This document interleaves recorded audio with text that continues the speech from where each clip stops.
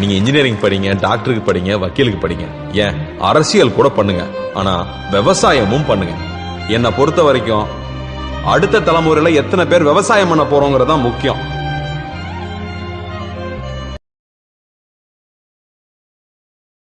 படைக்கிறவன் மட்டும் கடவுள் இல்ல, பயிரிடுறவனும் கடவுள் தான். நாமெல்லாம் விவசாயின்னு காலரை தூக்கி விட்டுக்கிட்டு தெரியும்.